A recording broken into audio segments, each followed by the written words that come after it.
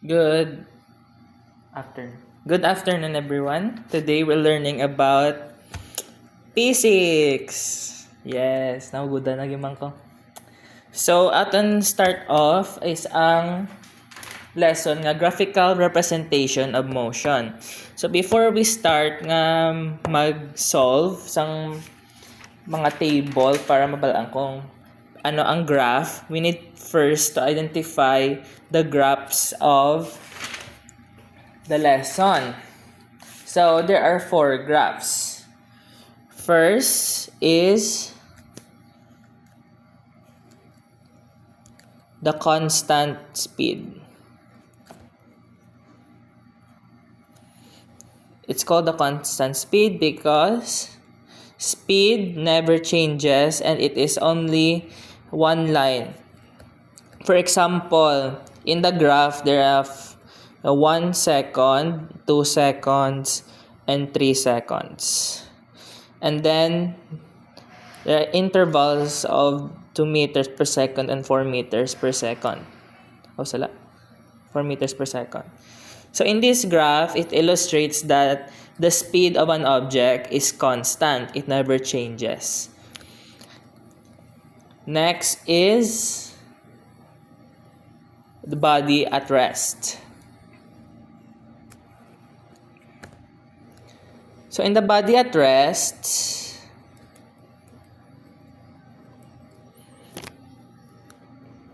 so the line is here at the 0 line. So in the body at rest, because time is the independent variable in the graph, lang 1. It's always at the bottom. So in body at rest, the speed, acceleration, or distance traveled by an object is always 0 because it's body at rest. It doesn't move in its place, so therefore an object that is body at rest is always 0. Next, accelerating body.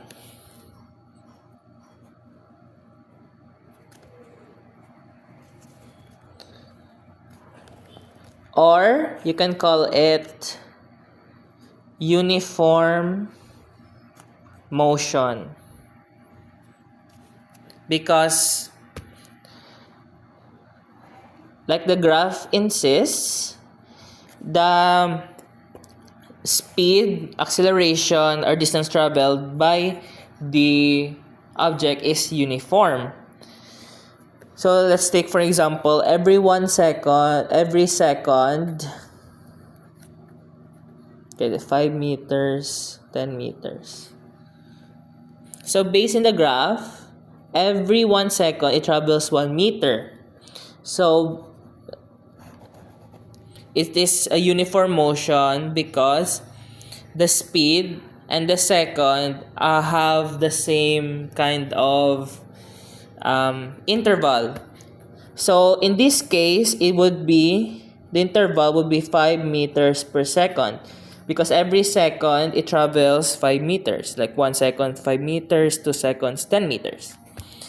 Or you can call it accelerating body if it is in a acceleration like this, 2 meters per second squared. 2 meters lang, 2 meters per second, 4 meters per second. 1 second, 2 seconds. So, it is also called an accelerating body because every 2 seconds, every 1 second, it travels its speed increases by 2 meters per second. Like in the graph here. So, meaning its acceleration is 2 meters per second squared, where the speed increases in a second by 2 meters. Lastly, we have the non-uniform uniform motion or the parabolic motion. Like this.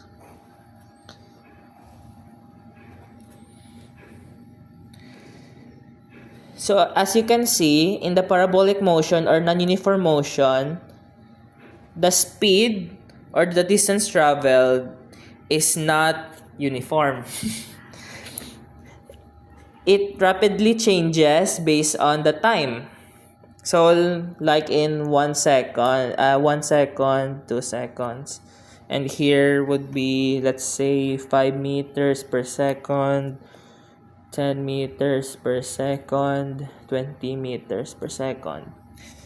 So, as you look at the graph, it is not uniform how it increases speed. Because in 1 second, the speed becomes 5 meters per second. But in 2 seconds, the speed becomes 20 meters. And if you keep going, in 3 seconds, it increases again to, let's say, 50 meters per second. Oh, gataas. No, like that. So in the non-uniform motion or parabolic motion, the line that increases is like a parabola, but only one side of the parabola, like this. And it's called non-uniform motion because it changes based on time in a non-uniform speed or interval. So now, let's go to solving.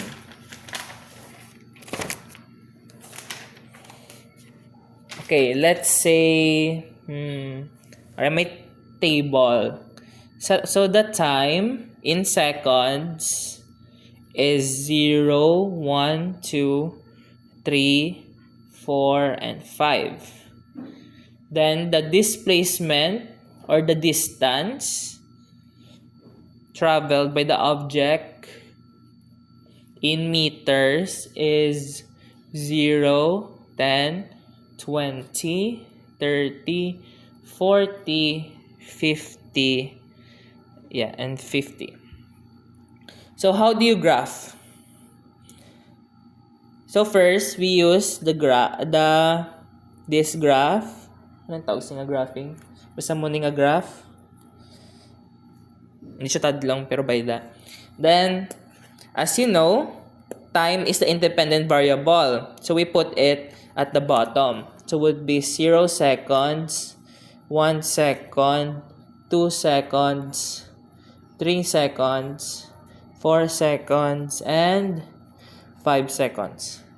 And then the dependent variable would go here, which would be 10 meters, 20 meters, 30 meters, 40 meters, and 50 meters. So, let's graph. So, because in the table, 0 and 0 are together, this is the first interval. Next, the second interval would be in 1 second, travels 10 meters. So, here. Dalabalabang agwat sang seconds. Next is in 2 seconds, it travels 20 meters. So we group them together again. 2 meters and 2 seconds. Next, 3 seconds, 30 meters. And vice versa. So because here are the intersections of each of the intervals, we draw a line across them. Then that's the graph. Now, we need to identify what kind of graph is this. So we need to, of course, solve the formula on how to define or how to find what kind of graph it is. So the formula would be slope is equals to let's say A1. Wait, no. A1, di ba? Hindi. Final, kay meter siya, di ba? So, final displacement minus initial displacement over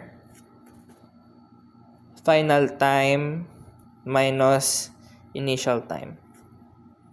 Okay? So, just df, the final displacement would be 50. So we just change the values, which would be df would equals to 50 meters minus di, which would be 0. So minus 0 meters over final time 5 seconds minus initial time would be 0 seconds. Now we just need to simplify. So 50 meters minus 0 meters would be 50 meters over 5 seconds minus 0 seconds would be 5 seconds. Now divide 50 meters over 5 seconds. We will get 10 meters per second. So if we get this, as we can see when we see the table, it has a consistency of every second it adds by 10. So meaning this is an uniform motion or an accelerating body. You can also base on the graph, because the graph is just a straight line. It is a accelerating body or uniform motion. Next. Okay, so in the example here, it is a displacement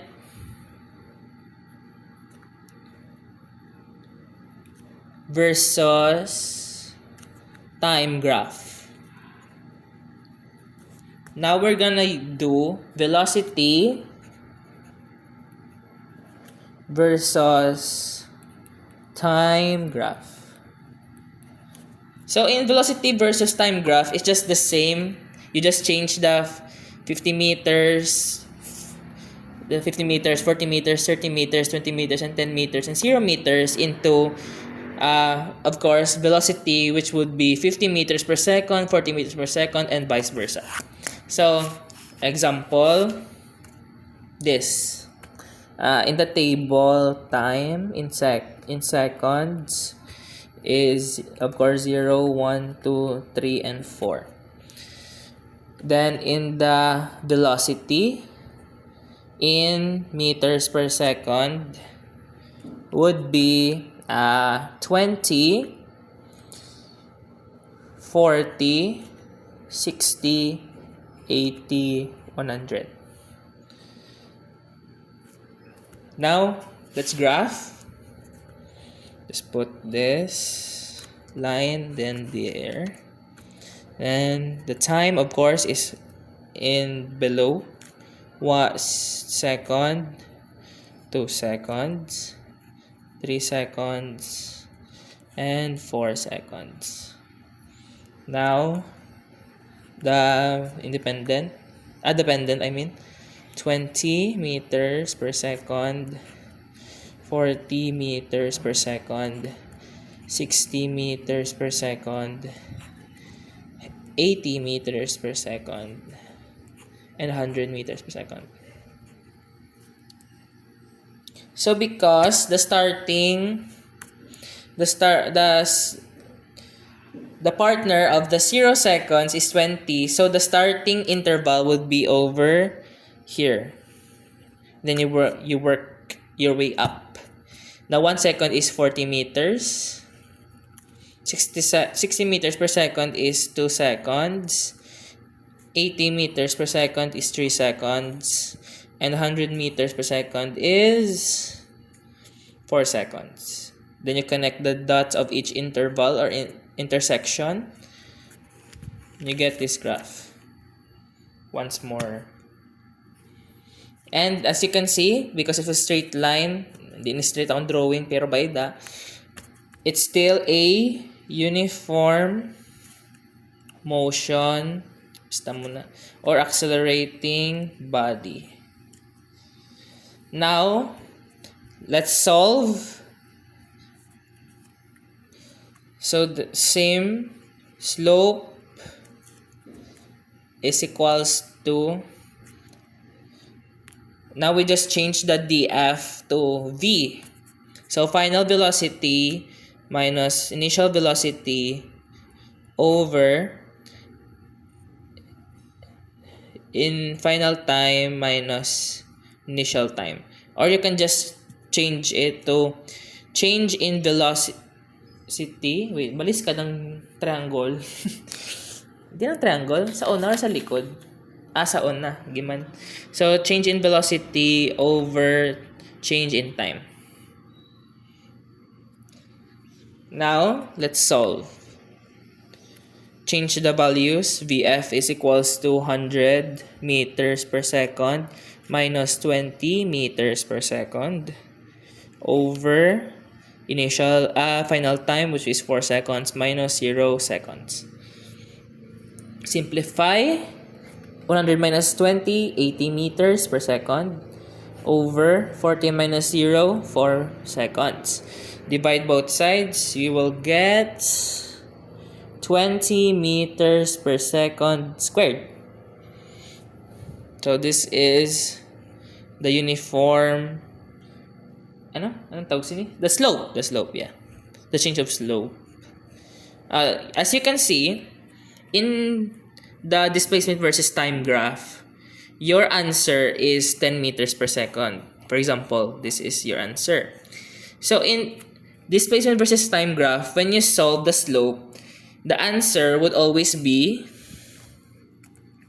a velocity because the change in distance and time in an interval is velocity. While in velocity versus time, you'll get acceleration because the rate of acceleration in this is 20 meters per second squared. So in each second, the velocity changes because of the acceleration.